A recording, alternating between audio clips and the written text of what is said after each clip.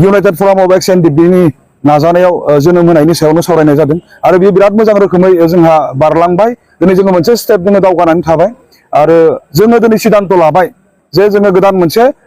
political पार्टीखौ जों जोनोम होगोन आरो बे पलिटिकल पार्टीया मानि थाखाय जोनोम मोनगोन बे पलिटिकल पार्टीनि गेजेरजों जोङो मा खालामनो नागिरदों बेखौ दिनै जोङो बावैसो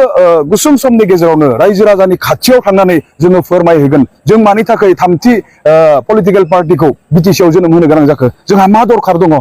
दिनै एनडिएफबिआ 34 बोसोर हाथियारनि संग्राम खालामखांनायनि उनाव गोदानै पलिटिकल पार्टी मानो दिनै जों जोनोम होनो गोनां जादों बिनि सायाव जोङो गोबां बिबुंथिफोरखौ लादों जोंनि मेलेमजिबि सुबुंफोरा जोंखौ सुबुरनफोर होदों आरो दिनै जों बुजि मोनदों जारिमिनखौ नायफाफिननानै जोङो रोखायै बुंनो हायो 2003 मायथाइयाव बिएलटिआ बिटिसि सुक्ति खालामबाय सुक्तिनि उनाव बिएलटिआ जोब्बाय बिएलटिआ थैबाय बिएलटिनि गोथै सह'आव बिपिएफआ जोनोम मोनबाय जायनि थाखाय दिनै बिपिएफखौ कन्टिनिउ बिएलटिफोरा दैदेननो हादों दिनै एनडिएफबिआ 33 बोसोर नांबाय जोंबो थांनाय 2020 मायथाइनि 27 जानुवारियाव गोरोबथा खालामबाय नाथाय जोङो थैबाय जोङो जोब्बाय दिनै एनडिएफबिआ जोबखांनायनि उनाव जेबो दिनै जोंहा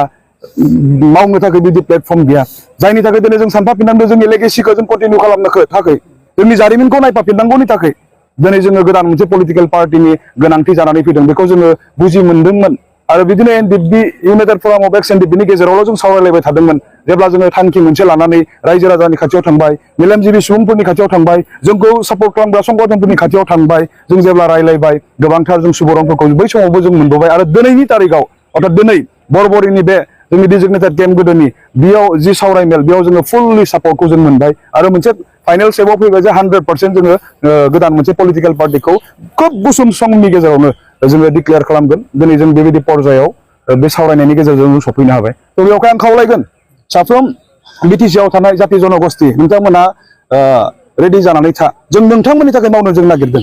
दिनै बे 17 बोसोराव जोङो जि सरकार नुबाय बे 5 बोसोराव जों जि सरकार नुबाय बिनिख्रुइ जोङो साबसिन जों मावनो नागिरदों मानसिनि थाखाय जों मावनो नागिरदों बे थांखिखौ लानानैनो दिनै जोङो गोदान मोनसे पलिटिकल पार्टीखौ जों जोनोम होनो नागिरदों बे पलिटिकल पार्टीया रावनिबो हेंथा नङा बे मानसिनि थाखाय जागोन जों जिहेतु दिनै नासयजानाय गादब जानाय सेबख' जानायनि थाखायनो जों जुजिनो गोनां जादोंमोन जाहाथे जोंबो बुहुमनि बिखायाव मान सन्मान जों देरगा दुर्गायै थांनानै थानो हायो जोंनियावबो लामा मोजां जायो जोंनियावबो हस्पिटाल जायो जोंनियावबो इउनिभारसिटि जायो गुबुना जेरै हरनि खोमसियाव स्राङाव थानो मोनो जोंबो जाहाथे जों स्राङाव थानो मोनो बेबायदि माखासे थांखिफोरखौ लानानैनो दिनै एनडिएफबिआ जुजिबोखादोंमोनखा थ' दिनै जों नायदों दिनै जोङो बे 17 बोसोर जि सरकार नैबे 5 बोसोर जि सरकार बिनिख्रुइ जोङो बेटार मोनसे अल्टारनेटिभ मोनसे पलिटिक्सखौ राजखान्थिखौ दिनै जों लाबोनो नागिरदों आरो थोंजोङै जुदि बुङोबा बे राजखान्थिया मानसिनि थाखाय राजखान्थि जागोन दिनै जोङो सोरनिबा सरकारजों खालामनो नागिराखै